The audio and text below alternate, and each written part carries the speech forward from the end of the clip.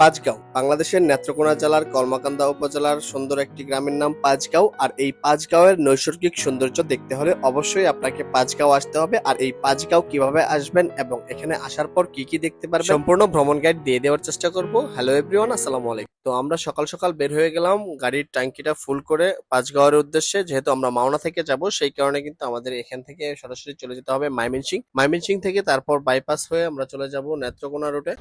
এই গাইস, আসসালামু আলাইকুম। আমরা যাব হচ্ছে পাঁচগাঁও কলমাকান্দা।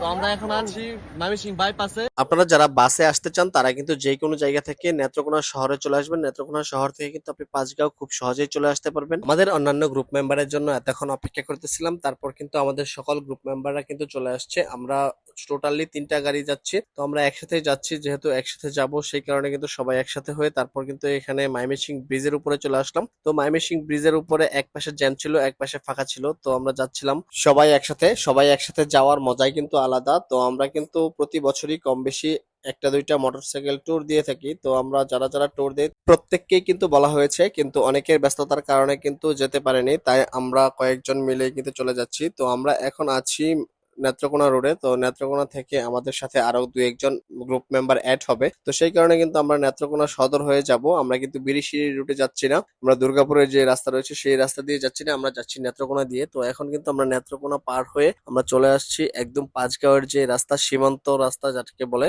সেই সীমান্ত রাস্তা দিয়ে যাচ্ছি। সীমান্ত রাস্তা দিয়ে যেতে যেতে কিন্তু ভালোই লাগতেছিল, কিন্তু কতটুক যাওয়ার পর দেখা যাচ্ছে পাহাড় উকি দিচ্ছে। এই পাহাড়ের উকি দেওয়া দেখে কিন্তু ভালোই লাগতেছিল। তো আপনারা যদি আসেন তো এই রাস্তার সৌন্দর্যটা উপলব্ধি করতে পারবেন। এই রাস্তাটা কিন্তু অনেক অনেক সুন্দর। দেখেন দূর থেকে পাহাড়গুলো কত সুন্দর লাগতেছিল। আমরা কিন্তু যাচ্ছিলাম প্লাস হচ্ছে উপভোগ করতেছিলাম। আর রাস্তাগুলো কিন্তু অনেক সুন্দর। এখানে যখন আপনি রাইড করবেন তখন অবশ্যই খেয়াল রাখবেন, এটার মধ্যে কিন্তু অনেক ব্রিজ রয়েছে আর ব্রিজগুলো কিন্তু অনেক উঁচু নিচু। সেক্ষেত্রে আপনারা যখন রাইড করবেন তখন দেখে শুনে রাইড করবেন। তো আমরা কিন্তু একদম কাছাকাছি চলে আসছি। ভারতের মেঘালয় রাজ্যের একদম ঘেঁষে কিন্তু এই পাঁচগাঁও গ্রামটি অবস্থিত। আর এই পাঁচগাঁওয়ে কিন্তু রয়েছে চন্দ্রডিঙা পাহাড়, রয়েছে বঙ্গটিলা পাহাড়, রয়েছে ঝর্ণা, রয়েছে আরো অনেকগুলো পাহাড়, যে পাহাড়গুলো আপনারা ঘুরে যেতে পারেন। এখানে এসে কিন্তু আপনাদের যে গাড়িগুলো নিয়ে আসবেন সেই গাড়িগুলো পার্কিং করার জন্য অনেকগুলো জায়গা পেয়ে যাবেন। আপনারা যেখানে ইচ্ছে সেখানে কিন্তু পার্কিং করতে পারবেন। আর পার্কিং করার সময় অবশ্যই টোকেন সাথে নিয়ে যাবেন, কেননা হচ্ছে আপনার গাড়ির টোকেনটা যদি আপনার সাথে না থাকে তাহলে কিন্তু পরবর্তীতে আপনাকে গাড়ি দিতে বিলম্ব করবে, বা আপনাকে কিন্তু গাড়ি সবার পরে নিতে হবে, কেননা হচ্ছে আপনি যদি টোকেন না নিয়ে যান। তো এখানে 20 টাকা করে পার্কিং দিতে হবে। আপনার যতক্ষণ ইচ্ছা ততক্ষণ কিন্তু পার্কিং এ গাড়িটা রাখতে পারবেন।